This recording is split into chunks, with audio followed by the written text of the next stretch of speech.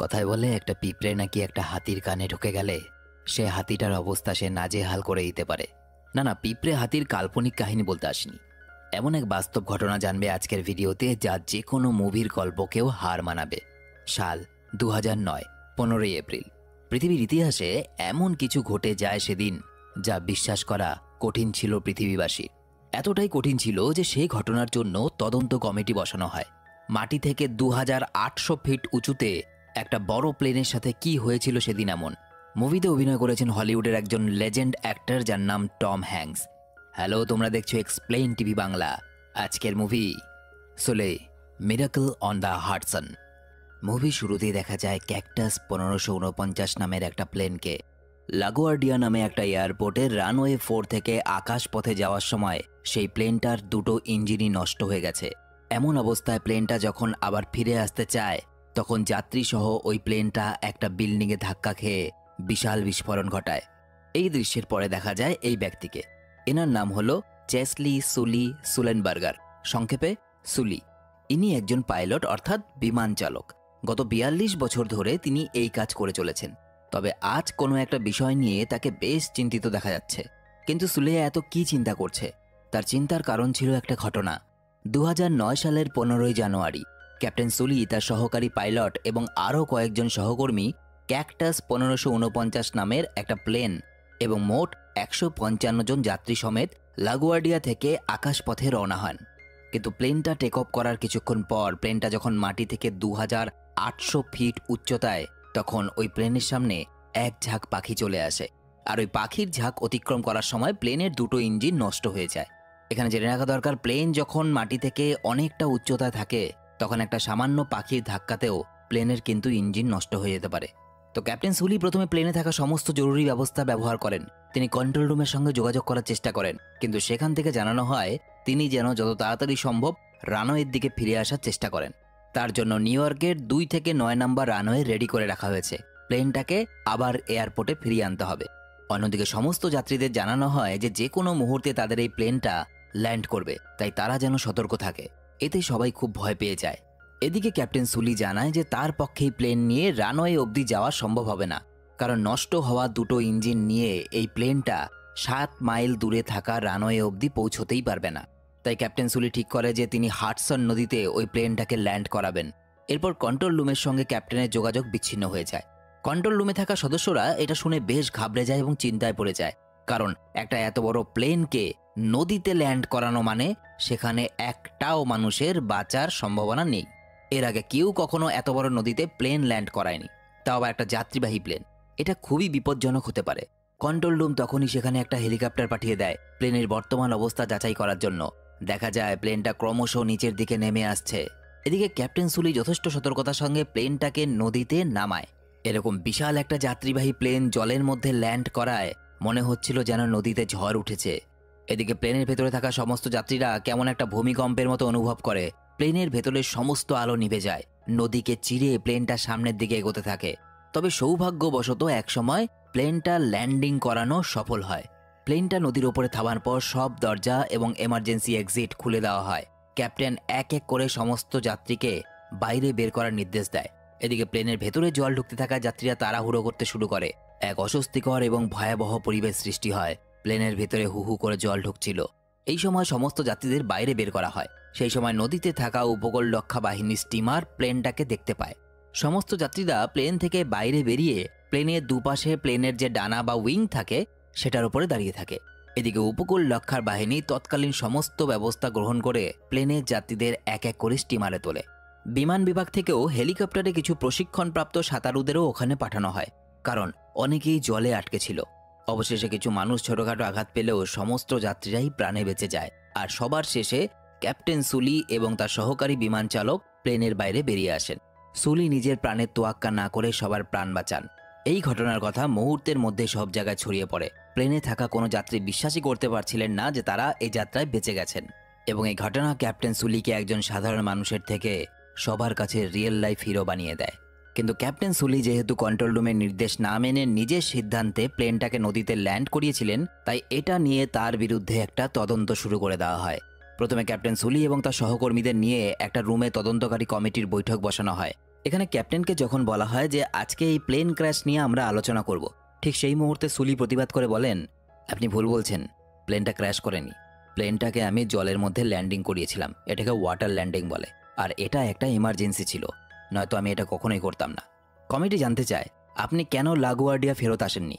Captain জানায় ওই মুহূর্তে 7 মাইল পথ অতিক্রম করে প্লেনের যাওয়ার মতো পরিস্থিতি ছিল না, একমাত্র নদীটাই ছিল যেখানে আমি প্লেনটাকে সুস্থ মতো ল্যান্ডিং করাতে পারবো বলে মনে হয়েছিল।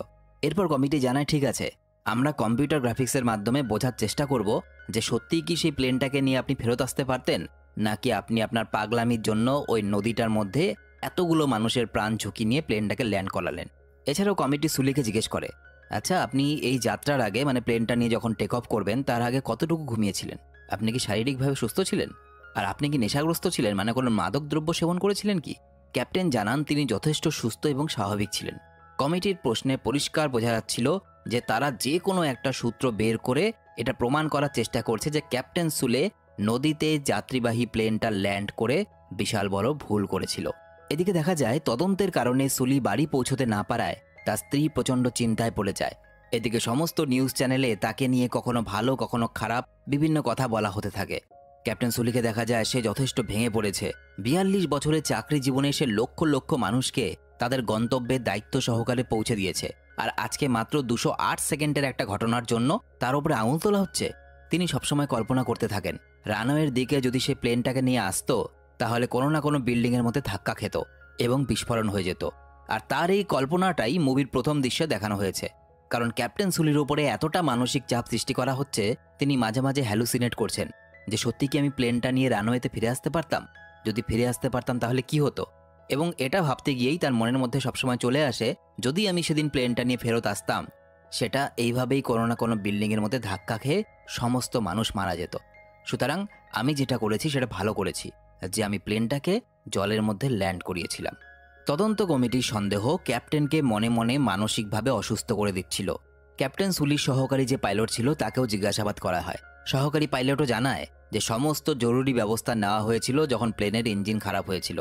প্লেন চালানোর যে নিয়মাবলী থাকে বা যে গাইডলাইন থাকে সেটার নিয়ম অনুযায়ী এমার্জেন্সি বা গুরুত্বপূর্ণ সিচুয়েশনে যে 15টা জিনিস তাদেরকে করতে বলা থাকে সেই 15টা জিনিসই তারা পুরোপুরিভাবে পালন করেছিলেন। তবুও ওই প্লেনটাকে কোনো রকমেই রানওয়েতে ফিরিয়ে আনা যেত না। যদি ক্যাপ্টেন সুলি নদীতে প্লেনটা ল্যান্ড না করত আমরা সবাই মারা যেতাম, এটা বলে সহকারী পাইলট। দেখতে দেখতে একসময় তদন্ত শেষ হয়ে যায় এবং তদন্তের রেজাল্ট আসার সময় হয়ে যায় যে ক্যাপ্টেন সুলি এবং তার সহকর্মীর সাথে কি করা হবে। সুলি এবং তার সহকারী পাইলট সহ অন্যান্য সমস্ত বিভাগের কর্মীরা একসাথে উপস্থিত হয়।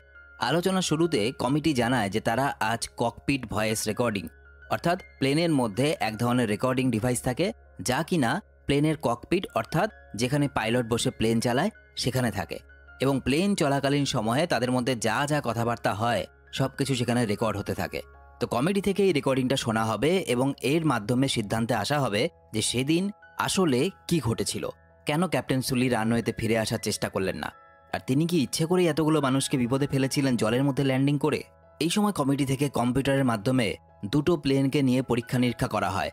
বিমানবন্দর থেকে একই দূরত্ব এবং মাটি থেকে একই উচ্চতা থাকার সময় কোনো প্লেনে যদি এক ঝাঁক পাখি আক্রমণ করে এবং দুটো ইঞ্জিন যদি বিকল হয়ে যায় তাহলে কি সেই প্লেনটা রানওয়েতে আসা সম্ভব ছিল নাকি ছিল না, এটা তারা পরীক্ষা করে দেখতে থাকে।